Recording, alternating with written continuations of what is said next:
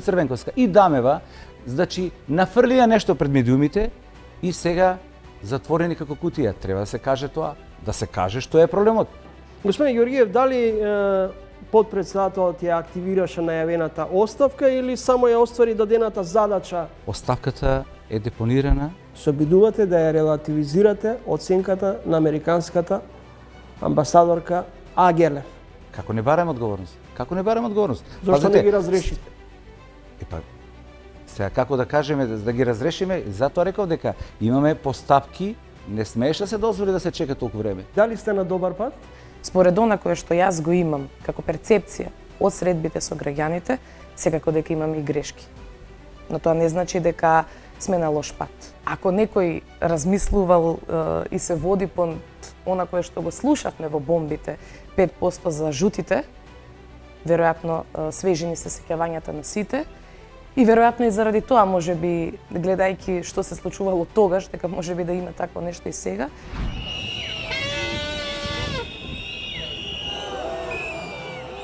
Dakle, ja očekujem da se ovi protesti završe smenom jednog zločinačkog režima. Ниту обидите на власта да ги поремети овие настани и да ги окарактеризира како насилни, не успеа.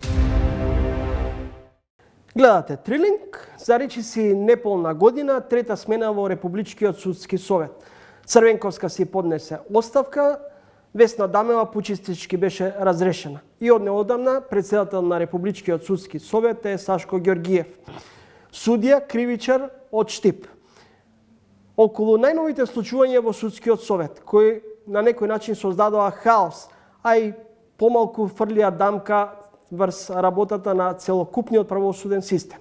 Во ова издание на Трилинг гостин ќе биде токму председателот на судскиот совет Сашко Ѓорѓиев. Господин Ѓорѓиев, на стартот, ќе преиспитате одлуката во однос на транспарентноста кон медиумите, ќе ги отворите ли вратите за присуство на сите медиуми на седниците на судскиот совет? Може би сме сгрешили. Може би прифаќаме дека сме сгрешили. Веќе на наредната, не наредната седница, на продолжувањето на седницата, која што беше прекината поради истек на работно време, наредниот ден беа отворени, советот беше отворен за медиумите, беа присутни камерите, снима, дававме изјави. Значи, повторно ќе потенцирам, мене транспарентноста како судија, како председател на судскиот совет, ми е предизвик. Ќе се надобрзам на транспарентноста. Значи, само ќе кажам дека, додека некој не критикува, може би и со право, додека не представуваат во некаква свое видување, ние работиме.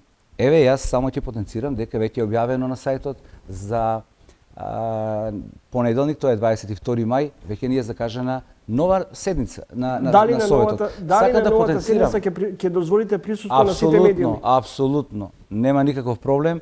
Генерално во судството. Дали судскиот совет е претворен во експозитура на партиски, политички и бизнис влијанија? Вашите претходнички, Црвенковска, обвинуваше дека се соочува со политички деловни влијанија.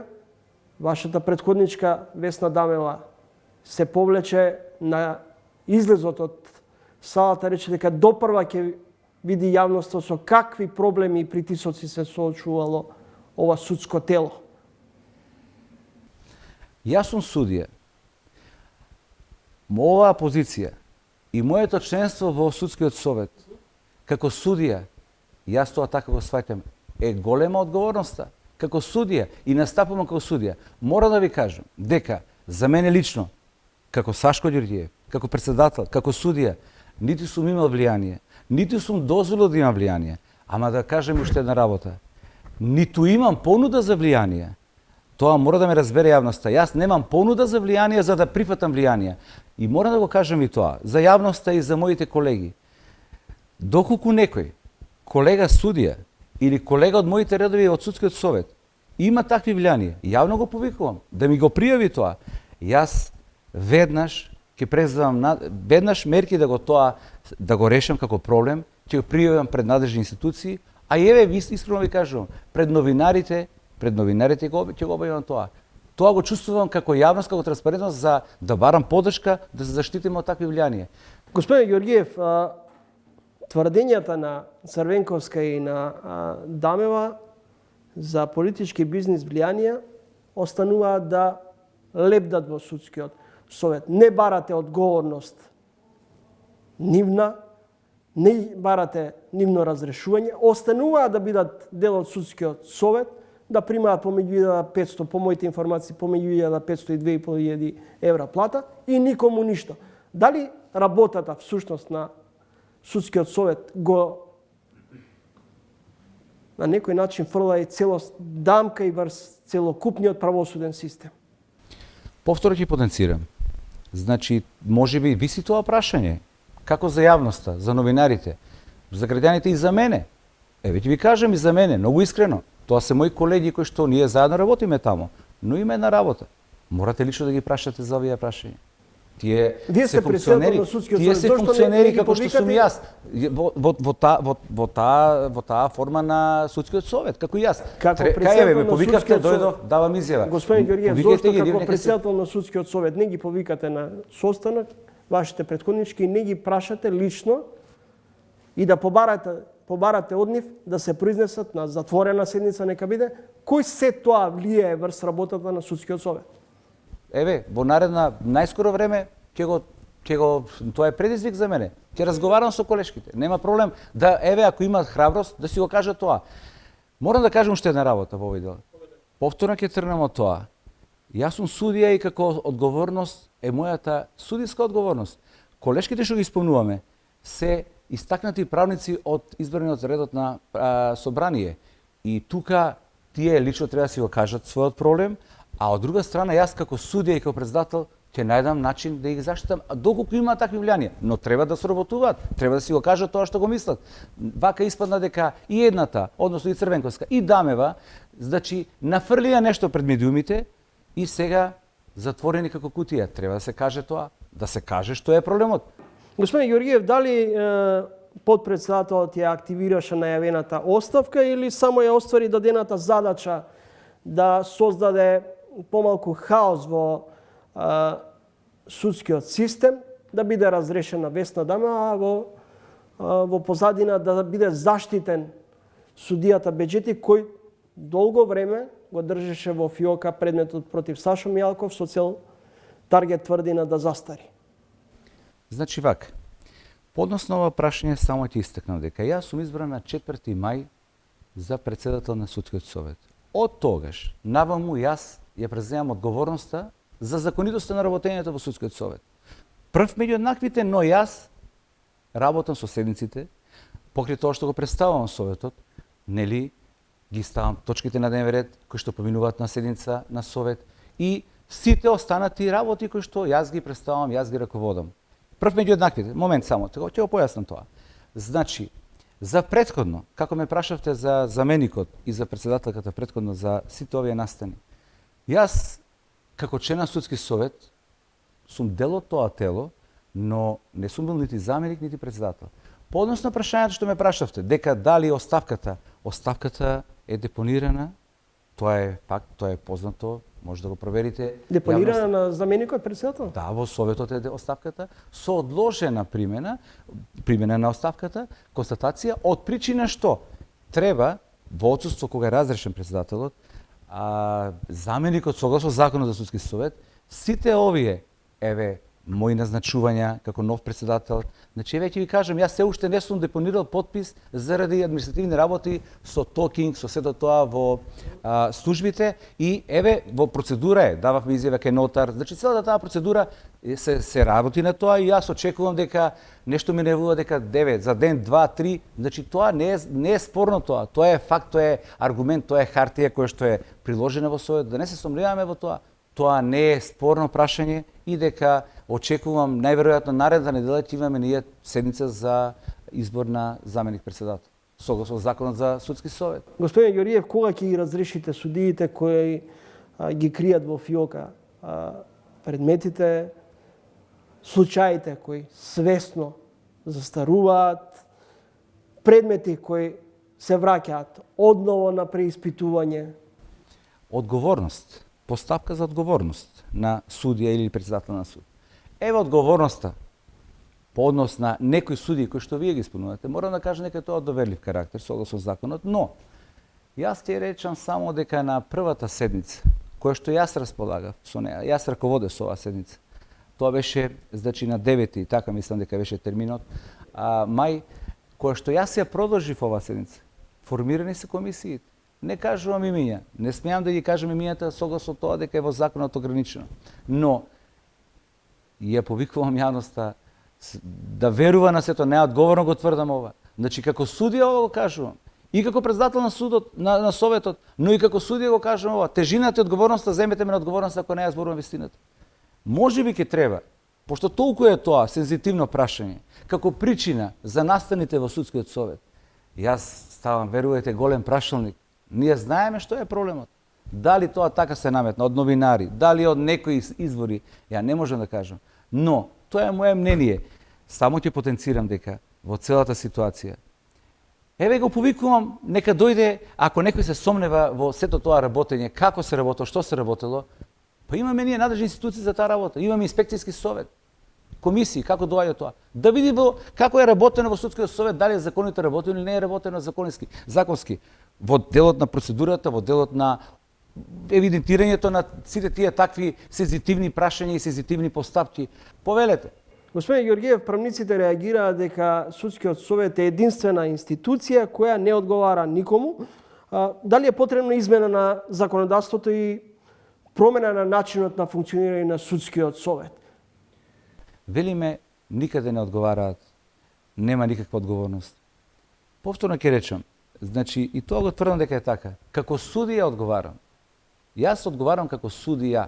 Сега ќе речете каква е таа одговорност? Одговорност пред сам себе како судија, одговорност пред моите колеги. Јас сум избран од колеги, ја ги представувам колегите судии.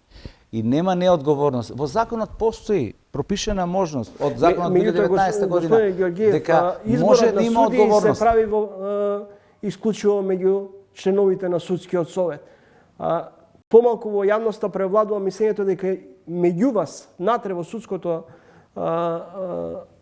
судскиот совет постои меѓусебно заштитништво.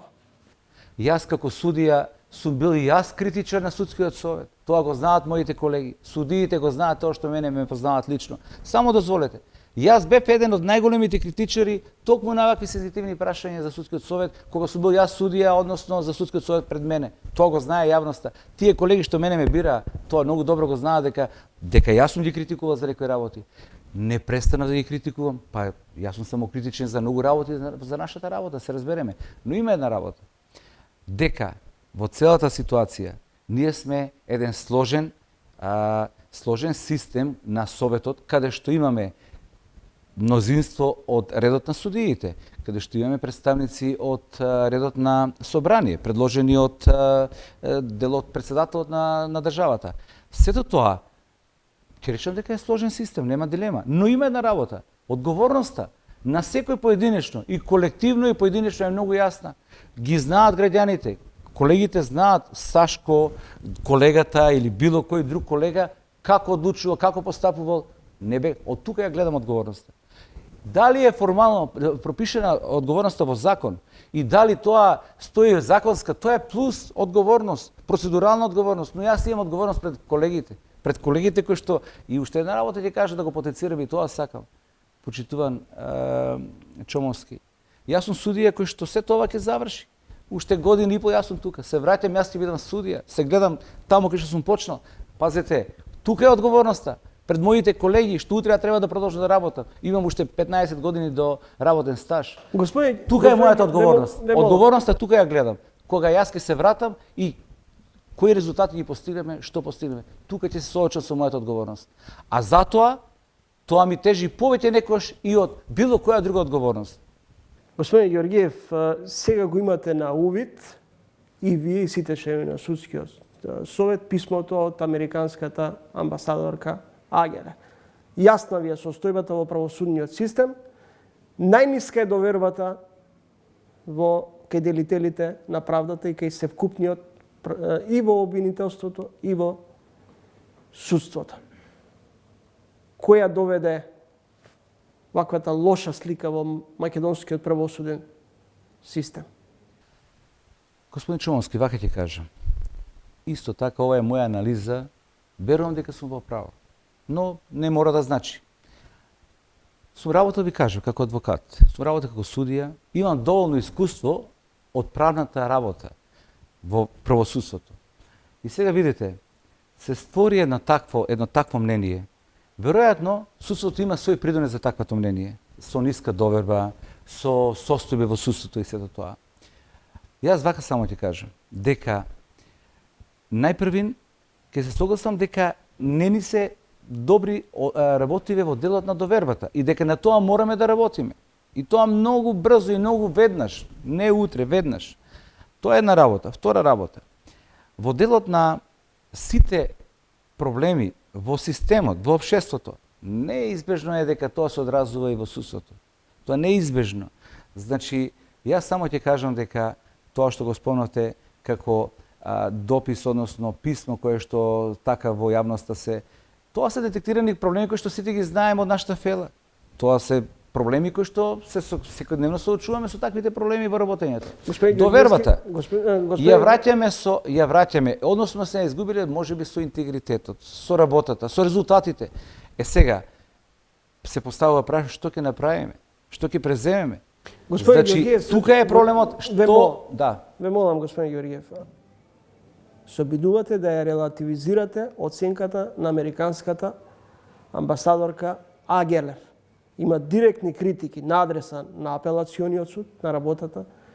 Имаат меѓународните партнери забелешки во однос на делењето на правда, бавноста на правдата, дека дел од судиите неажурно постапуваат. И вие велите дека состојбата не е од денес. Кој е виновен за ваквата состојба во правосудниот систем, прашувам? Виновни се сите системски проблеми што доведоа до таква состојба. Тоа морам да го тоа мојата перцепција за таквата состојба. Но се тоа што го спомнувате како состојба за апелационите судови, односно за високите судови, да ги кажеме второстепени, високи, па и Врховен суд како највисок суд. Таа состојба е многу видлива дека состојбата за некои сензитивни предмети така се развлече временски и немаше одговор. Па јас сум критичен во тој дел. И вие не барате одговорност од судиите?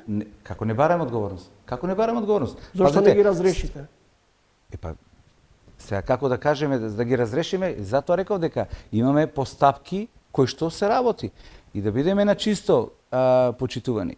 Не имаме постапки кои што водиме токму заради вакви или слични проблеми во судството. Од друга страна, имаме состојби кои што, ако се вратиме назад, имаме голем број на разрешувања, па тоа разрешување не е сигурно има причини, токму од вакви причини.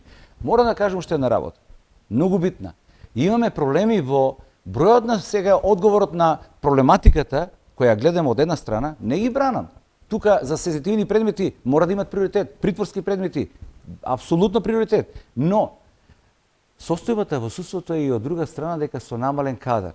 Имаме проблем со десеткувани или на 50% немаме бројченост на суди токму во овие суди што исполнуваат. И сега проблемот е ако кажеме дека колку предмети имаат овие суди и од кои причини дошле до таквата состојба, верувате и тоа е за реално прашање за размислување. Но во секој случај, како судија и како претседател на судскиот совет, немам дилема дека притворски предмети, односно сензитивни предмети за јавноста, па и за мене како граѓанин, докаде е тој предмет, не смееш да се дозволи да се чека толку време. Тоа немам дилема.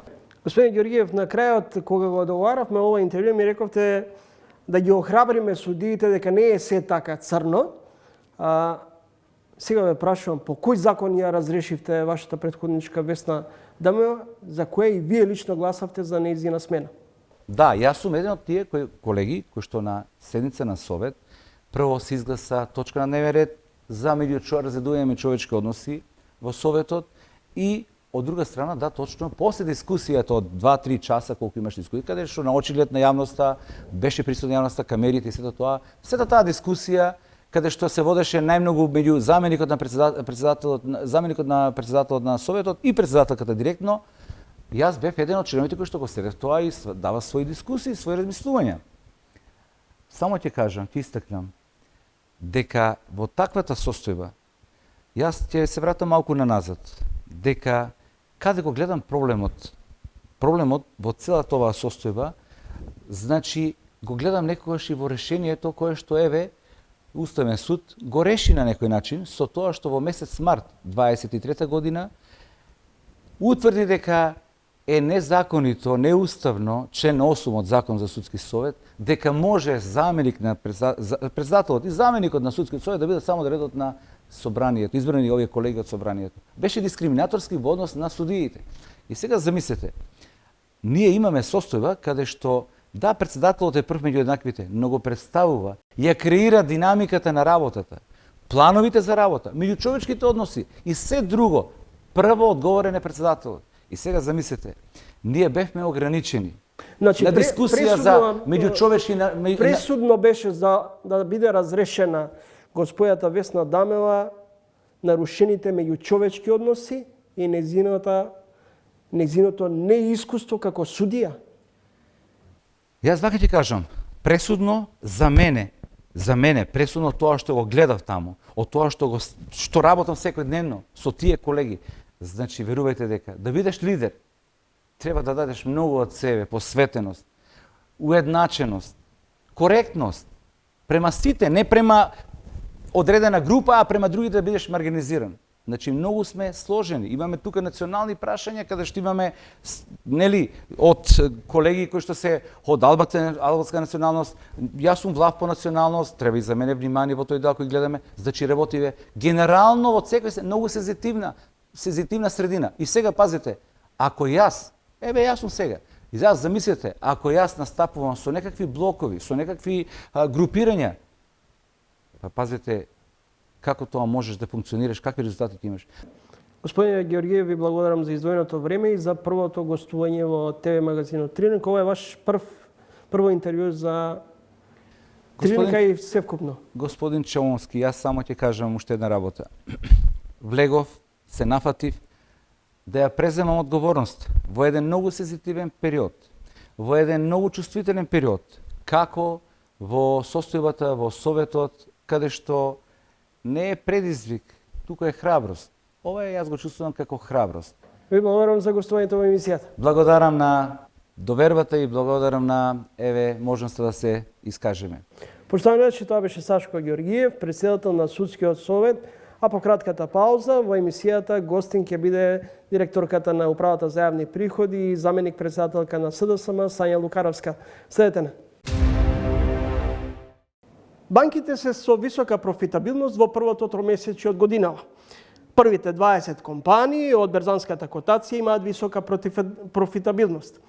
Откако државата се задолжи со евробрзница, но и кај меѓународните кредитори, денуве излезе со нова идеја – граѓанска обврзница. Во ова издание на Трининг гостин во емисијата директорката на Управата за јавни приходи и заменик председателка на СДСМ Сања Лукаревска. Господја Лукаревска, се откажавте ли од солидарниот данок или ќе им допуштите на компаниите да ги реинвестираат профитите?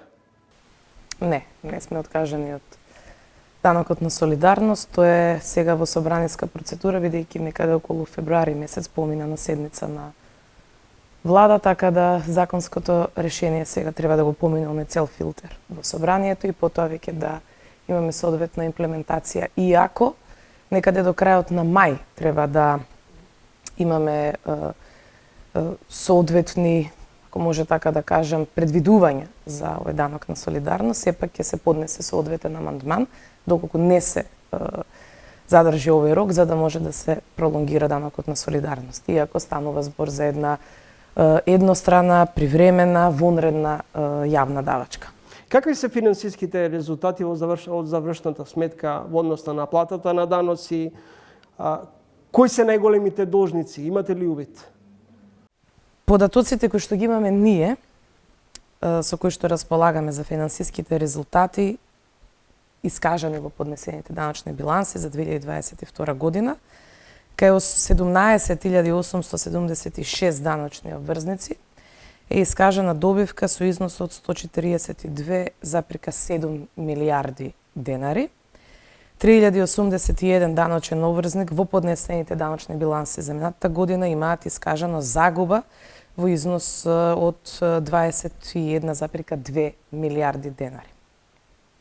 Најголеми должници за данокот на добивка можем да кажем дека припаѓаат во следните дејности: неспецијализирана трговија на големо, изградба на стамбени и нестамбени згради, неспецијализирана трговија на големо со храна, пијалоци и тутун, дистрибуција на електрична енергија, производство на животинско и живинско месо, трговија со електрична енергија, финансиско-услужни дејности, производство на моторни возила, трговија на мало со метална стока, бои и стакло. Тоа се отприлика нашите податоци. Лукаревска деновиве владата излезе со идеја за граѓанска обврзница. Со 50 милиони евра не се загрозуваат депозитите од речиси 8 милиарди евра во банките на граѓаните и фирмите, но колку овој концепт за граѓанска обврзница објективно граѓаните може да се офајдат а воедно може да биде и дополнителен сигнал за финансиската помалку нестабилност на државата? Па не би рекла дека имаме некаква финансиска нестабилност во државата. Мора да имаме во предвид дека оваа нова граѓанска обврзница како еден нов финансиски инструмент за да може да ги зајакне економските текови во државата ќе им помогне доста и на граѓаните. Од друга страна беше планиран во планот, односно е предвиден во планот за забрзан раст, и граѓанската обврзница е предвидена и во буџетот за 2023. Условите се тие кои што ги наведе и пред некој ден министерот за финансии, значи станува збор за нарочност од 2 години, минималниот износ е околу 10.000 денари и во буџетот ќе може да се инкасираат околу 50 милиони евра. Оно што останува непознаница со колкава каматна стапка ќе биде граѓанската обврзница? Точно така, значи каматата ќе биде повисока отколку кај депозитите во банките, а пониска од каматата доколку државата се задолжи во странство. Така да мислам дека околу овој дел, во делот на каматата, треба да се утврди од страна на Министерството за финансии. Самиот министер напомена дека во наредниот период ќе информираат за сите овие соодветни поединости, за целиот тој процес, како ќе се одвива сето ова и така натаму.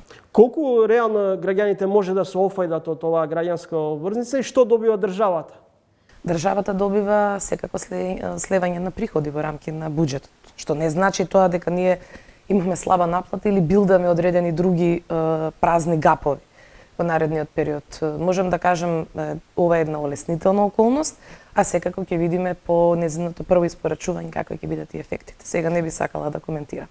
Може би она што е констатација на Европската унија овој период е дека постои голем јас меѓу власта и опозицијата. Може би за две клучни праша. Едниот аспект е уставните промени, вториот е она што долго време јавноста бара одговори, а особено опозицијата, околу договорот со Бехтел и Енка. Моето прашање до вас е дали на американско-турската корпорација ќе важат истите правила? Закони за ДДВ наплата, даноци, придонеси?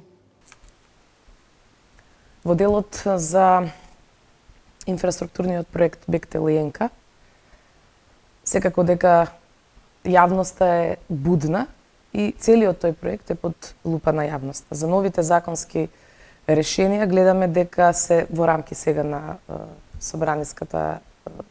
во собранието всушност, и секако дека секој од тие законски решенија е добро образложен, подкрепен со сите можни аргументи од страна на министрите кои што всушност ги поднесуваат тие законски измени. Има одредени да речеме даночни олеснувања и даночни ослободувања кои што ќе представуваат секако и придобивка и за нас, за нашата економија, меѓутоа секако и да ги почитуваме одредените меѓународни стандарди кои што важат за вакви крупни стратешки проекти, затоа што ако го следиме целиот овој процес кој што се случува за Бехтел и Енка и да ги следиме испоредбените искуства со земјите во регионот, секако дека имаме и одредени поклопувања и секако дека сами овдека не сме ги носеле ние законите за да направиме некаква посебност за одреден даночен обврзник. Колку до вас, како владеачка гарнитура, допираат реакциите од јавноста дека по секоја цена се обидувате да го протуркате, да ги протуркате законите во однос на договорот со Бехтел Енка и покрај тоа што Европската унија реагира, антикорупцијска бара одговори? Видете, за секој голем проект во нашата држава секако дека се има некоја перцепција дека е нешто скриено, тајно, корупциско можеби и така натаму. Пак ќе повторам дека целиот овој проект е под лупа на јавноста. Европското знаменце, кое што стои на сите овие законски решенија, не е злоупотребено од никој, поготово не од страна на позицијата, од страна на владата и така натаму, туку е еден инструмент, бидејќи требаше да застанеме сите заедно позади овој проект. Гледаме дека имаме одредени тесногради гледишта од страна на определени политички структури, тоа значи да го фатиме чекорот со Европската унија, за да ни се овозможи да не се отвори патот. Доколку некој смета дека само со блокада може да се решат овие прашања, мислам дека тоа го видовме и претходно. И претходно имавме блокирање, па немавме соодветен успех. Сега Европското знаме ќе ни заштеди и време, ќе ни заштеди и пари. Ако сакаме тој процес да го тераме до недоглед, само ќе губат и граѓаните, ќе губи и државата. И секако дека покрај тоа што ќе се унапредиме во рамки на инфраструктурните позиции, ќе се унапредиме и во делот на економијата, ќе имаме развој во делот на туризмот и во рамки на безбедноста на државата и на граѓаните.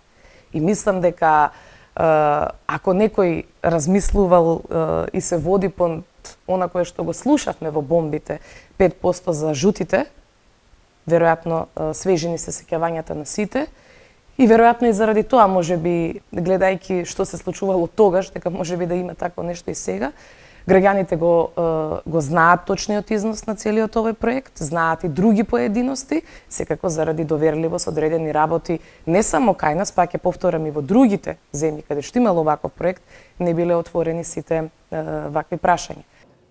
Лукаревска, зголемувањето на платите на функционерите го разбудија незадоволството кај граѓаните, се најавуваат штрајкови. Сега директно ве прашувам, како директор на Управата за јавни приходи, ќе им излезете ли во пресрет на вашите колеги кои бараат 30% зголемување на платите?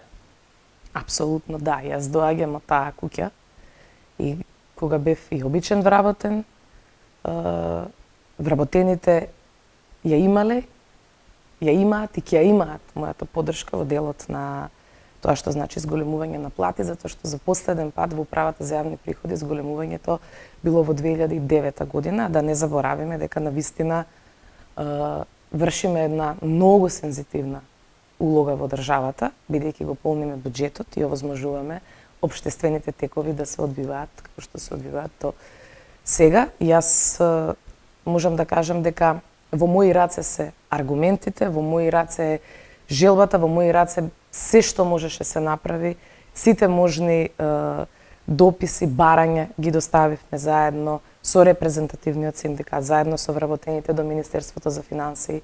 Направивме многу разговори, навистина имаме супер соработки со Министерството за финансии, меѓутоа сепак одлуката е во нивни раце. Лукаревска, меѓународните партнери го вклучија алармот на неколку наврати вела дека криминалот и корупцијата е длабоко вкоренет во високите ешелони на власта. Управата за јавни приходи има овластување да провери извори на одредени функционери. Го правите тоа? Да. Редовно, бидејќи тоа ни е дел од надлежноста. Имате ли некакви индиции дека некој преку ноќ се го зголеми своето финансиско конто? Или за некакви финансиски малверзации? Зголемувањето на финансиското конто кај одредено физичко лице секако дека се следи и од наша страна, меѓутоа треба да се следи и се следи од страна на Управата за финансиско разузнавање, Управата за финансиска полиција. Многу предмети имаме во кои што заеднички постапуваме по добиено известување, а по реакција од банките од страна на Управата за финансиско разузнавање. Исто така гледаме, правиме, да речеме, еве, најактуелно е сега контроли кај физички лица кои што имаат голем поврат за да им се врати назад, бидејќи знаете дека и одредени физички лица заради своји остварени приходи се и ДДВ обврзници, така да и тоа е една сега интересна појава и тоа буквално со енормни суми, така да ќе видиме во иднина како кои резултати ќе ги имаме. Лукаревска, ако нема предвремени парламентарни избори, зошто започнавте неофицијална кампањата? Речиси секојдневно ве гледаме на терен, меѓу компаниите, изработивте како партија и лечиња. Ќе има предвремени парламентарни избори или? Апсолутно не. Ќе има редовни парламентарни избори во 2024. Она што доликува на една модерна политичка партија е тоа дека треба да е на терен со граѓаните од кои што го црпи и мандатот. Не да одиме само пред избори да ги посетиме и да бараме гласови. Мора постојано да сме на терен, да слушаме. Јас и кога одам на терен рамо до рамо, секој пат им го кажувам истото на присутните. Дојдовме тука отчетно и транспарентно со крената глава, за да ви кажеме што направивме, меѓутоа и вие да не коригирате дали сме на добар пат, дали треба нешто да поправаме, да ги слушнеме нивните најдобронамерни критики, да одговориме на нивните прашања, да видиме што сме ветили, а што не сме реализирале. И дали сте на добар пат? Видете, ние сме политичка партија која што во најтешки времења носи битни државнички одлуки. Според она кое што јас го имам како перцепција од средбите со граѓаните, секако дека имаме и грешки. Но тоа не значи дека сме на лош пат. Премиерот Ковачевски денови рече дека кај дел од пратениците од ВМРО ДПМН постои расположение да ги поддржат, да гласат за влезот на бугарите во преамбулата. Дали тоа се заснова или се темели поточно врз конкретни информации или врз личен впечаток на премиерот и на партијата? Разговараме со сите политички чинители во рамки на парламентот. Секако многу пати сум напоменувала, пак ќе напоменам. Прогресивните сили мора да победат, бидејќи постојат. И секако дека комплетно се сложувам со она кое што го зборуваше и премиерот Ковачевски. Дали премиерот Ковачевски е заложник на агресивноста на тандемот Ахмет и Груби? И дали помалку не изгледа навредувачки констатацијата на ВМРО ДПМН е дека со владата раководи тандемот Груби Ковачевски? Па поимите заложништво, агресивност, мислам дека се типични за еден посебен политички субјект, така да не би навлегувала во тој дел на коментар. Ние, како владина коалиција, СДСМ и ДУИ, навистина имаме одлични, коректни односи, бидејќи имаме заеднички стратешки цели, заеднички постулати на кои што се темели нашата коалиција. Така да не гледам дека има можност и потреба за еден ваков наратив како што зборуваат. Меѓутоа, европската агенда ни е заедничка стратешка цел, влезот во НАТО ни беше заедничка стратешка цел, добробитот на граѓаните и на државата ни е заеднички именител. Програмите пред да бидеме во коалиција ги усогласувавме и гледаме дека таму околу 80% имаме скоро слични проекти наведени во рамки на нашата и на програмата на нашиот коалиционен партнер ДУИ. Редовни координативни средби имаме со нив. Така да не ми делува дека нити некој става некого во заложништво, нити па некој спрема некого е агресивен. И на крајот, дали во СДСМ расте фракционерската битка и каква е улогата денеска на поранешните председатели во СДСМ, Заев и Црвенковски, кои воедно беа и еден период и премиери? Вклученоста и на Зоран Заев и на Бранко Црвенковски во делот на нивните советодавни улоги, во делот на нивните мудри одредени решенија, секако дека се секој пат добре дојдени во рамки на СДСМ. Дали тоа значи дека сте во контакт со Заев и со Црвенковски? Како партија говорам? Апсолутно да. И со поранешните други председатели на партијата. Затоа што во еден период имаше критики и од екс-премиерот и лидер Црвенковски на адреса на владеачката гарнитура. Во јавноста овој период се слушаше дека има несогласување на релација Заев-Ковачевски, дали тоа се концепцијски разлики, партиски или станува за нешто подлабоко? Мислам дека времето го демонтираше се тоа, дека има некакви концепцијски разлики. Ви благодарам за гостувањето во емисијата. Ви благодарам и на вас. Србија пред тектонски политички и општествени потреси. Убиствата ја мобилизираа критичката јавност со најмасовните протести на белградските улици. Сега и председателот на владеачката партија и на државата, кон крајот на мај, најавува контрасобирање во име на сесрпството. Српското движење во Македонија пак на Фејсбук најави дека ќе организира автобуси за Белград, како знак за поддршка на председателот Александар Вучич.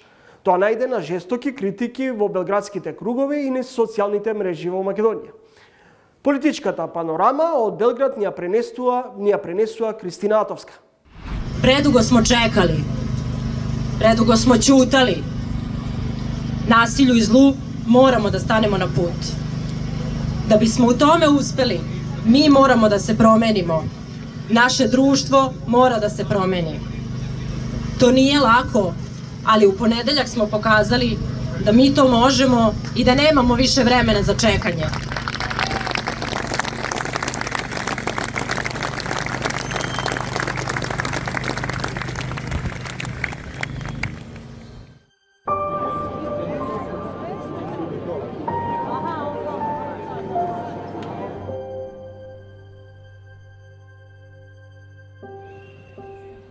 Оставка од дел од министрите, од првиот човек на тајната служба, смена на раководството на јавниот сервис и на регулаторното тело, одземање на концесијата на телевизиите кои емитуваат насилство, се само дел од барањата на опозицијата и на граѓаните кои во огромен број се собраа на протест против сите видови насилство.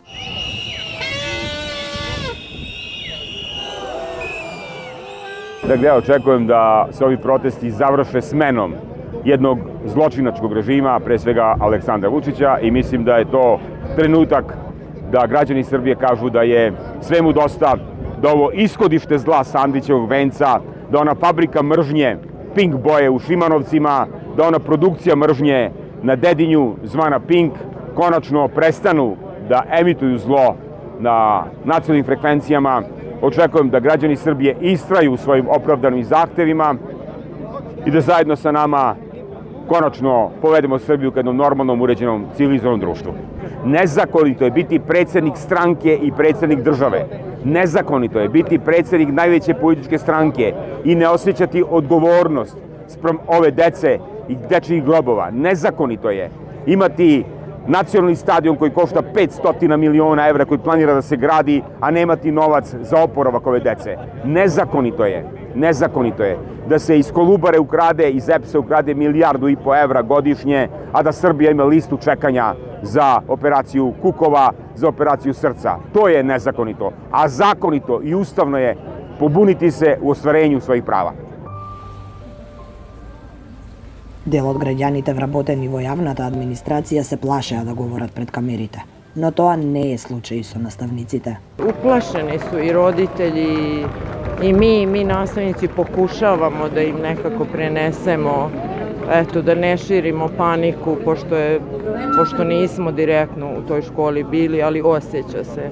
Znači, osjeća se strah i uopšte na ulicama i nasilje i mnogo onih koji trpe na nasilje, a ćuti se. Ako smo normalni, trebalo bi da počne da on razmišlja o tome da da ostavku sa kompletnom garniturom. Jer ovo što se dešava kod nas, ovo je došlo do kraja. Molim da oprezno izađemo na Gazelu. Prvo pozivam narodne poslanike. Mi imamo imunitet, naša je obaveza prvi da stupimo na Gazelu. Molim narodne poslanike da dođu do kamiona kako bismo prvi izašli na put da niko ne snosi konsekvenci drugih.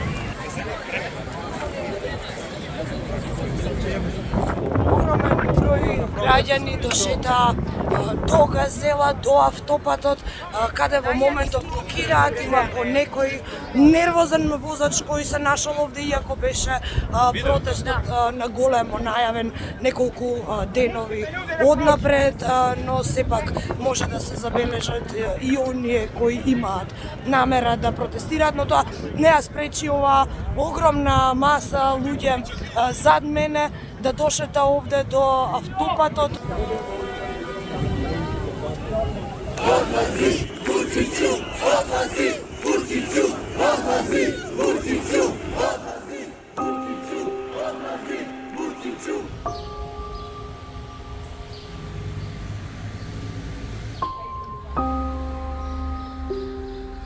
Речиси половина месеца по страшниот масакар кој се случи овде во основното училиште Владислав Рибникар, се уште може да се видат на земја оставени цвеќиња и свеќи кои неколку денови по масакрот жителите на Белград дојдоа овде да ги запалат и да одадат почит на жртвите.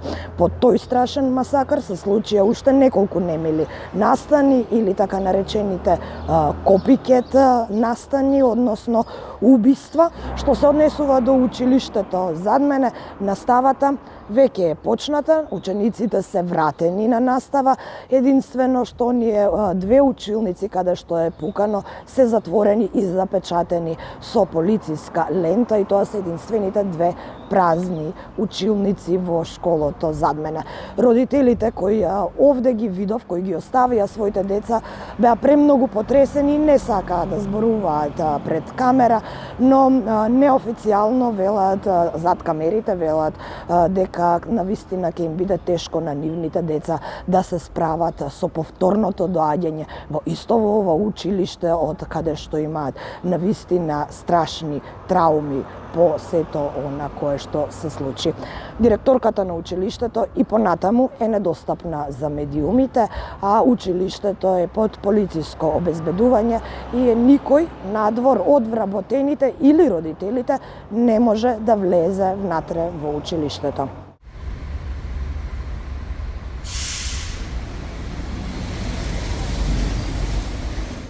Ја прашавме експертската јавност како понатаму. Mnogo toga treba da se uradi, mnogo toga je urađeno. Ono što je dobro jeste da smo prvo dobili šok terapiju, dakle, a to je promena, odnosno predlog promene krivičnog zakona. Ja podržavam to što će doći do pooštrenja zakona koje se tiče, dakle, oružja. Oružje neće moći u naredne 2 godine da dozvola za oružje da se dobije, stavljanje moratorijum, zatim biće pooštrene kazne za one koji imaju ilegalno oružje. Vidimo da i predaje ilegalnog oružja dobro ide, jer Srbija je zaista bila na samom vrhu Evrope po broju oružja i ilegalnog oružja. I naravno ono što je jako bitno jeste da se kontroliše kako se to oružje čuva. Dakle, mi moramo da imamo jednu kulturu, bezbednosnu kulturu, koja, moram da vam kažem, jako nedostaje i u Srbiji, rekla bih i u čitavom našem regionu. Dakle, to su neke prve mere koje su preduzete, koje su, da kažem, onako šok terapija.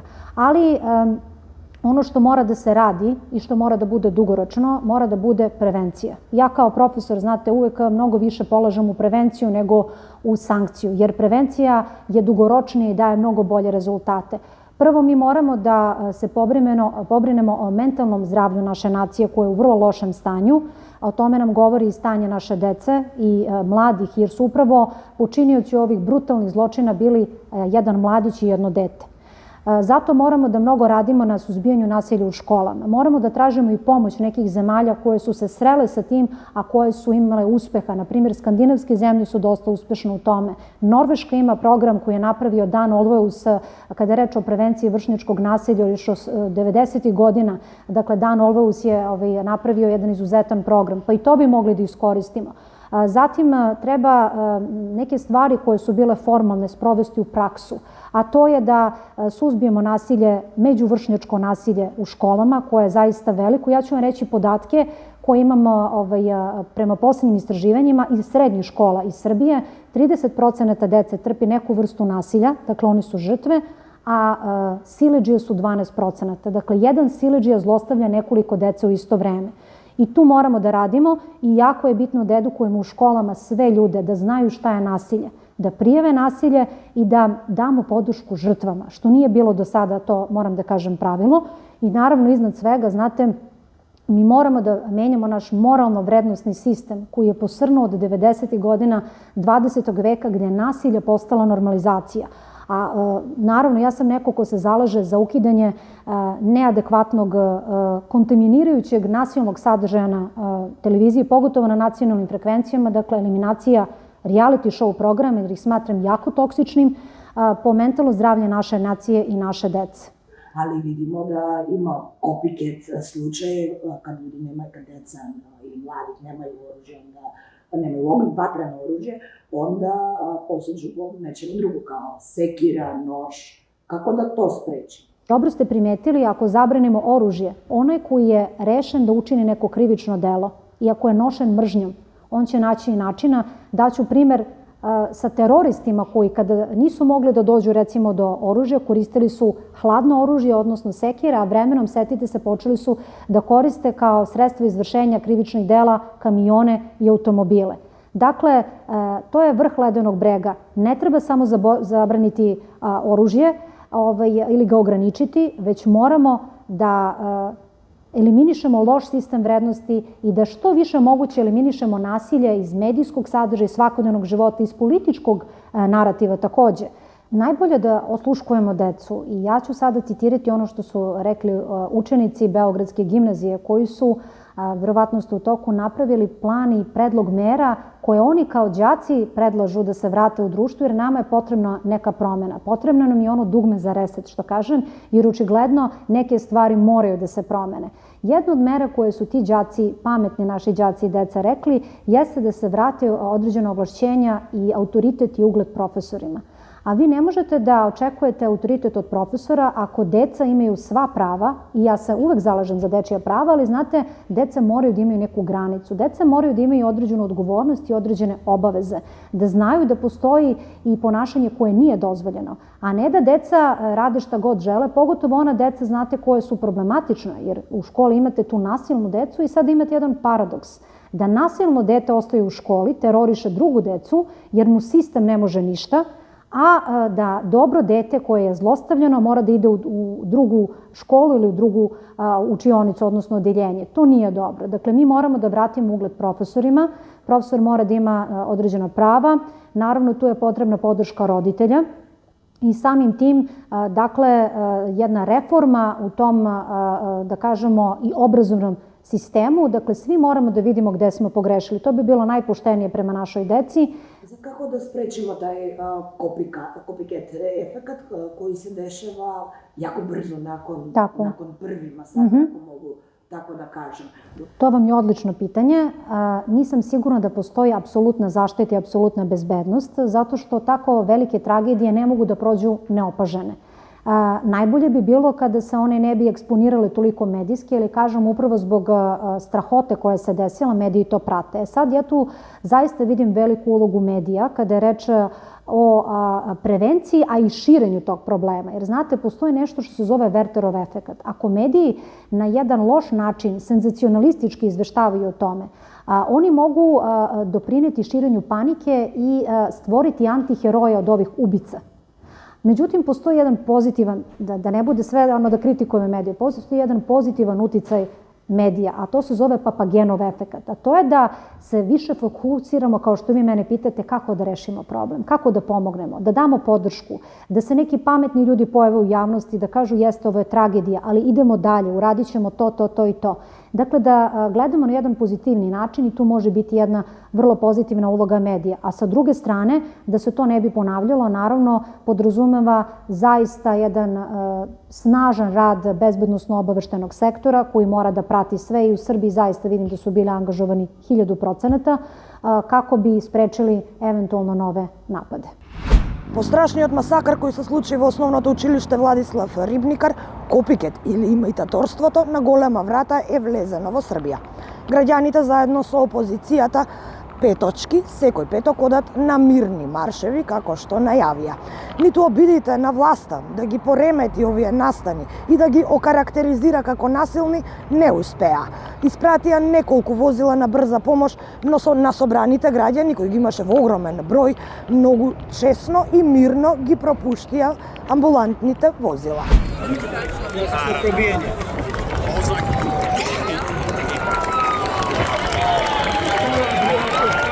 Momenito se quita pomoć, molim vas! Molim vas! Dajmo vi kakva se quita pomoć, kako neće kad quita u krivu.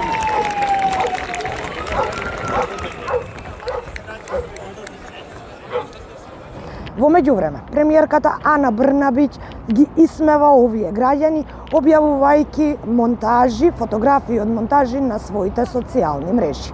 Председателот Александар Вучиќ најавува голем контрамитинг, а опозицијата веќе испрати апел до обвинителството со кое го потсетува дека притисокот врз граѓаните да се приклучат на овој антимитик е кривично дело. Трилинг во Белград, Кристина Атовска. Оставке! Оставке! Оставке! Оставке! Оставке! Оставке! На 23 мај ќе се одржи изборот за декан на медицинскиот факултет, кој ќе ја наследи професор доктор Сонја Топузовска, која 2 мандати беше декан на медицинскиот факултет. Тројца кандидати, меѓу нив и Сонја Бојаджиева од детската клиника. Добре дојдете во емисијата. Добро ве најдов. Професор Бојаджиева, речи си секоја година расте бројот на студенти на медицинскиот факултет, но паралелно се зголемува и бројот на млади лекари кои заминуваат од државата. Што е рецептот да ги задржите вашите помлади колеги да останат тука? Наша должност е, обврска и одговорност пред се, да направиме подобро место за едукација на нашите студенти. Кога ќе се спомне медицински факултет, јас како го замислам, студентот треба да гледа како на дом, како на дома, да се радува да оди на факултет, да се радува да оди да слуша предавања, да научи нешто повеќе. Дали вие го делите мислењето на грото од граѓаните кои што се здравствени осигуреници дека македонското здравство е хронично болно? Дали имаме компарација, дали имаме критериуми со кои што ние ќе речеме дека сме врвни кадри кои што треба понатаму да создадеме квалитетен кадар. Значи тука може би повеќе треба да поразговараме и Европски медицински факултет би бил да се учи на странски јазик, да се курикулумот на едукација да биде европски, да можеме да привлечеме што повеќе студенти од Европа, од други делови од светот, и на тој начин и наши нека одат еден семестар, 2, треба да се види какво е европското образование и каква е едукацијата таму. Меѓутоа, мислам дека треба да биде унифициран тој курикулум и да биде призната европски, да биде призната дипломата. Еден од младите лекари специјализанти ќе констатира во македонското здравство има хронизам, непотизам, несоодветни услови за работа, ниски плати, потоа специјалистичките се недоволно вреднувани, а при тоа ќе си го платиме своето образование и потоа сме принудени да купиме билет во еден правец. За жал тоа е реалноста. За жал, меѓутоа тука сме, значи со нови визии, значи ние треба нешто да направиме, да го ставиме медицински факултет на идните генерации. По-модерен, по-силен, по-моќен европски универзитет. Не онаков како ни е оставено на нам. Сето тоа може да се промени доколку имплементираме одредени работи кои се веќе рутина во европските универзитети. Кои се главните мани на медицинскиот факултет денес? Започнувајќи, можеби треба тој центар, што еве јас сакам да го воведам, центар за едукација, самоевалуација и стварање на квалитетен наставен кадар. Што е клучот тука. Ние треба да дадеме, ние да сме квалитетни во оние стандарди со кои што ќе бидеме реперс во европските универзитети и Европскиот медицински факултет, за да можеме да оставиме добар кадар. во различни групи би било, може би. Професор Бојаджиева, на крајот од вашето гостување во емисијата, како и еден од вашите против кандидати Петличковски, и вас ве прашувам. Како би ги охрабриле младите лекари да останат тука, кога ваши колеги си заминуваат од јавното здравство, барајќи подобри услови и подобра плата, и многу поголем им е предизвикот да работат во приватните болници и клиники? Може би дел од кадрот е одлијан, слушав секакви коментари има и така натаму и за плати и тоа. Младиот кадар ние мора со нив да работиме, со нив да сме заедно. И онаа визибилност, точно. Визибилноста мора да биде присутна. Визибилноста не само веб страна, да бидеме поврзани со онаа екстензија ЕДУ. Да почнеме од студентите, катедри, медицински факултет и УКИП. Сите да се поврземе и да видиме што работиме. Визибилноста е прва работа. Едукација, преска спомнавте за новинарите. Едукација, да, меѓутоа ние носиме одговорност. Не само спрема нашите студенти, специјализанти. Јас многу дружам и со студентите и со специјализантите, што впрочем сите знаат дека одам и на настана и така натаму, заради тоа што треба да постои поддршка. Ако не им дадеме поддршка, како ќе останат тука? Ќе се осеќаат отфрлени. Ние мораме да ги вклучиме заедно со нас. И на тој начин ќе може да ги задржиме. Не се само платите. Ние ако им возможиме и научно-истражувачка работа, ајде да правиме тимови. Јас сум многу склона на тие тимови. Значи не само хоризонтално, јас со мојот колега да работам. Тимови вертикални. Од студент, специјализант, помлад лекар, па се до оној сениор и така натаму. Да правиме научно-истражувачко испитување. Па сите заедно да работиме. Па на тој начин видливоста ќе биде многу поголема. Па зајте да објавиме во некој часопис со импакт фактор. Уште поголем предизвик. Може би од прво нема да ни помине. Меѓутоа, ајде втора шанса, трет. Само со работа, со труд, со почит и со, како викам јас секогаш, позитивна енергија и тимска работа. Можеме тоа да го направиме. Јас катедрата нема настан да не ги поканам студентите, тоа го знаат. И претходно, и пред да бидам раководител, секогаш сум дружел. Од години назад. Значи, сме правеле заедно студентски конгреси, поддршка секогаш сум била. Дал со труд, дал со работилница, дал само да бидам таму, што се вика да ги охрабриме. Само ако ги охрабриме, ги вклучиме заедно со нас да работат, има шанса да останат. И да секако мора да дадеме и препорака. Препорака дека тој студент се залага, тука е вреден. Знаете, нив не име, тешко име да учат јазик, да одат негде во странство. Не е лесно да се оди во странство, затоа што тука биле, никој не ги завршиле медицина, оделе стаж, нема работа и така натаму. И нив не име лесно. Мора да ги сватиме. Меѓутоа, јас имам толку идеи да кажам што би правеле и тоа го кажав и на студентите, пошто секојдневно доаѓаат. Ако стапнам јас како декан на медицински факултет, тоа ќе биде само заедно со студентите, со специјализантите, со младите лекари. Ви благодарам за гостувањето во емисијата. Благодарам и јас, навистина направивте голема чест на сите нас кандидати и денот кога ќе биде изборот, дека биде свечен ден. Почитувани, че тоа беше професор доктор Сонја Бојаджиева. Во минато неделното издание на Трилинг гостуваше професор доктор Александар Петличковски, инаку разговаравме и се слушнавме со доцент доктор Светозар Антовиќ, кој поради обврски не беше во можност да дојде и рече во првата слободна прилика со задоволство ќе гостува во ТВ магазинот Трилинг. Толку за вечерва, следете уште едно издание на ТВ магазинот Трилинг. Довидување до идниот петок во исто време 20 часот и 45 минути во време читајте на trilling.mk. Довидување.